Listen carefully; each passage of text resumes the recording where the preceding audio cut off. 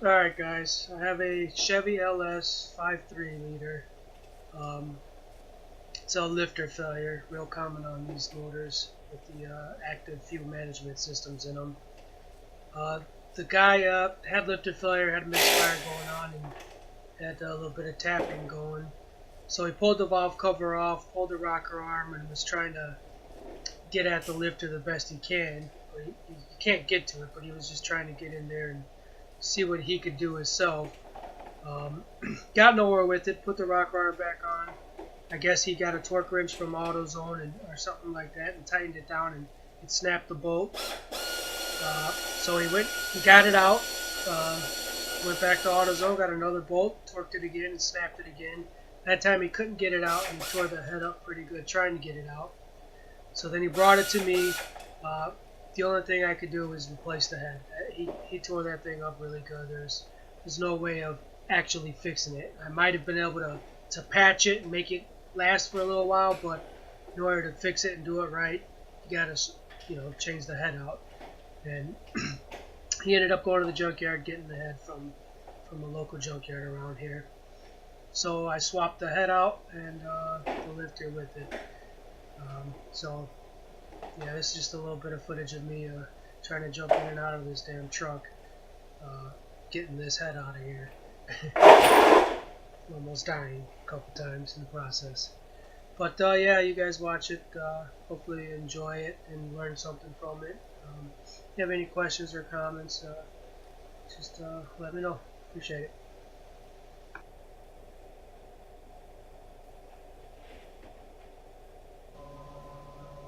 Yeah, at this point I'm just trying to decide if I want to unbolt the exhaust manifold from the exhaust or see if I can get by without doing that. I went ahead and left it bolted up and just used the pry bar to give me the spacing that I needed. And it worked out just fine.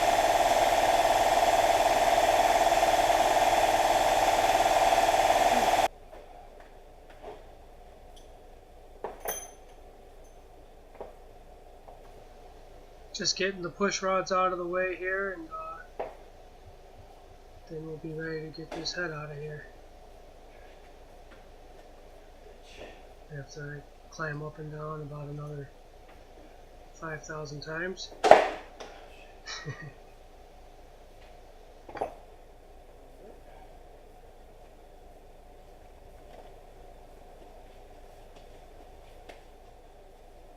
Yeah, taking the head off.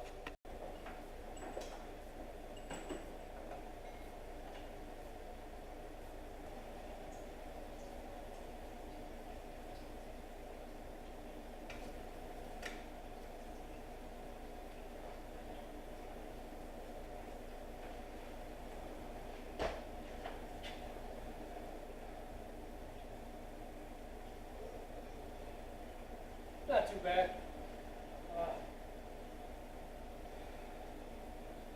A lot easier if I have to jump up and down. What are clowns for? This is a first for me, guys. First time ever pulling a head off one of these LS motors. Very easy. I was kind of shocked. Oh my god, you got to pull a head off to do the lifters, but after doing it and seeing how easy it is to do, now I see why everybody's in love with these LS motors, man. They're just super easy to work on.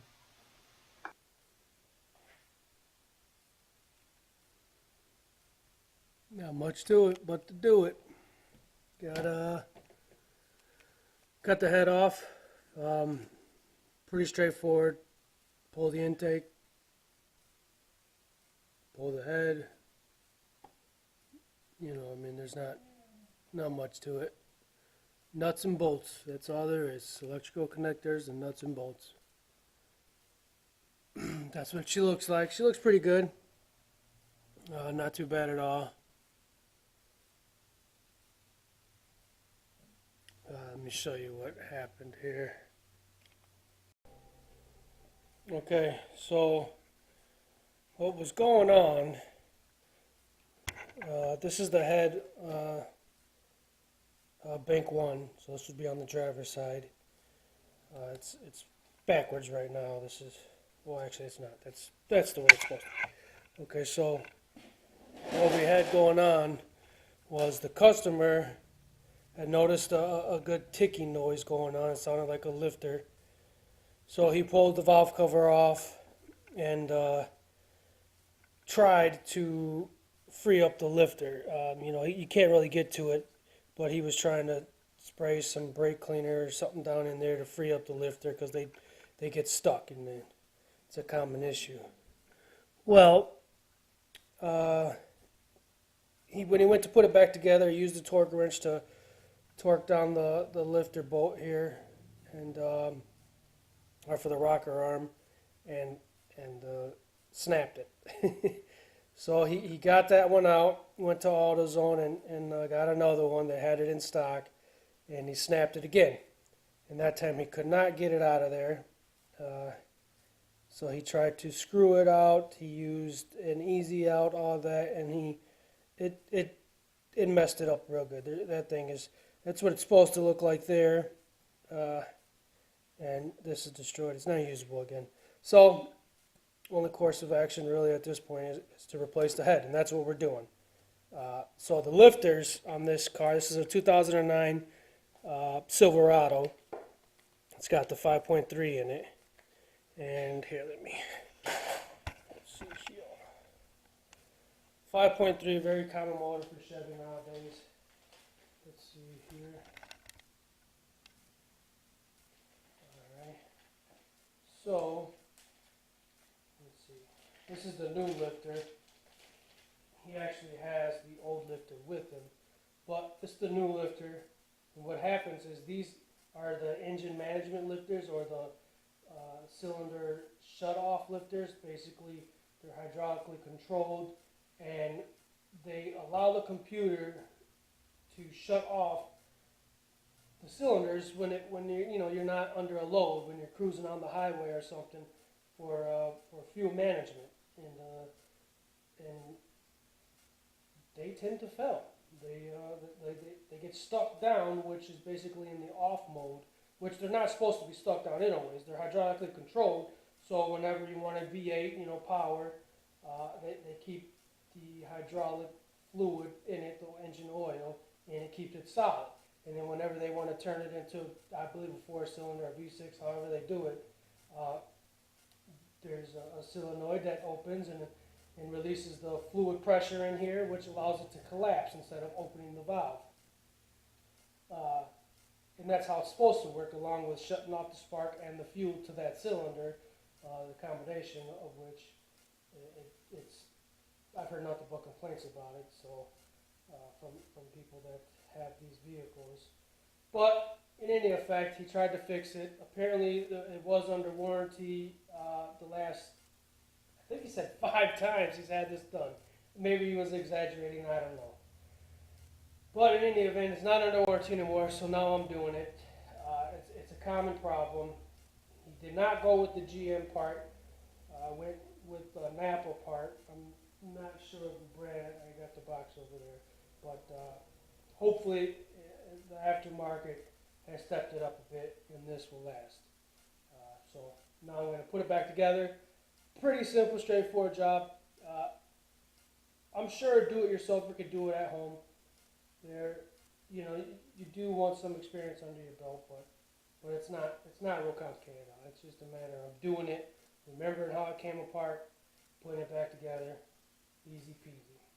But anyways, these lifters, they sit in these cases like this.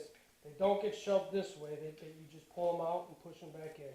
And if you look, there's let me get you close enough here.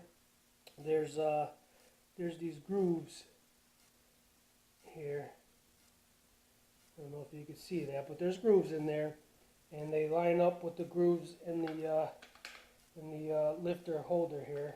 These are like the retainers, and there's just grooves in there, and that's that. That's what you go up and down, and you're good to go. This one is a little sticky, but yeah, that's all there is to it. Now, reverse the process, put it back together. Got the new head over here. Had to clean that thing up. It was pretty messy from the junkyard, but it's all there. So that's what we need. Got it cleaned up pretty good. The original looks a hell of a lot better. This truck that it's going in doesn't really have many miles on it. It's a beautiful truck, but it is what it is. You know, I mean, these heads have to come off anyways to do the lifter. And you know, these heads, you get them from the junkyard. They're fairly cheap because these motors are in everything. So, not a big deal. I wish I could set this up in here. I need to get a way better setup so that way I can give you guys a bird's eye view of me putting it back together so you can see how simple it really is. When you have the experience, it's really simple. For someone doing it for the first time, I would suggest just take your time. Don't be intimidated. Or even if you are intimidated, just do it, man. There's nothing to it. It really isn't, you know. It's mostly memory. You get used to doing it, and it's second nature, you know. Whoop. Let me get her back together, and we'll see how she runs. Okay, right before I start putting it back together, I want to show you guys.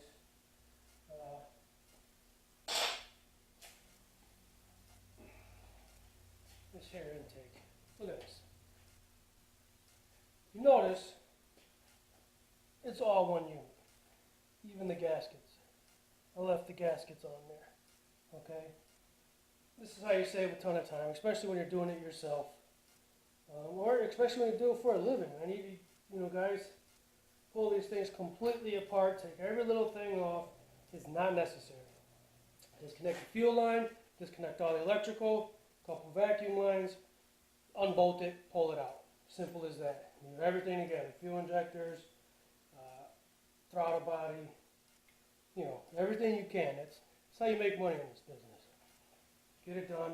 Less parts to worry about, trying to figure out where everything goes. Quick and easy. You know, I pop that head on there, hold it down, grab the intake assembly, put it all together, and, you know, bolt it down, torque everything to spec, fluids, and you're done. Alright, let me get at it. Alright, there we go, guys. Got the head in there, bolted down. Got my pry bar in there right now. Basically, it's just holding the exhaust manifold away so I can get to the bolts on the bottom there of the head. I didn't unbolt the exhaust at all. It comes apart pretty easy. You don't have to. So yeah, just got that in there. So now I just got to look up the torque specs, torque down the head appropriately, as it should be from the factory. Then put the push rods back in there, the rocker arms in there, put the intake back on,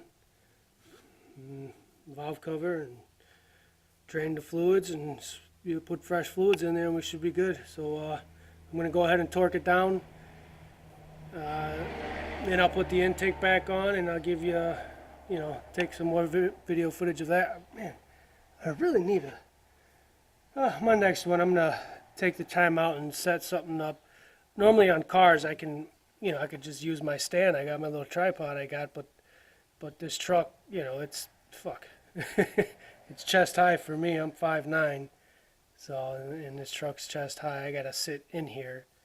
I'm going to put the camera back up on top of my desk. Maybe I'll be able to, you know, zoom in. Maybe you guys can see what's going on. I doubt it. But I'll put it back up there and we'll keep rolling.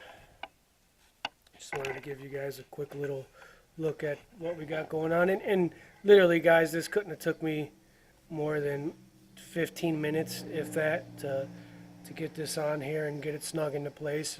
Now I'm going to get the torque spec. So that's going to take a little bit because you got to take your time and just make sure the nuts and bolts are torqued down. But after that, slap the intake back on. I mean, another hour maximum worth of work, and this thing's going to be ready to go. So let's see what we get.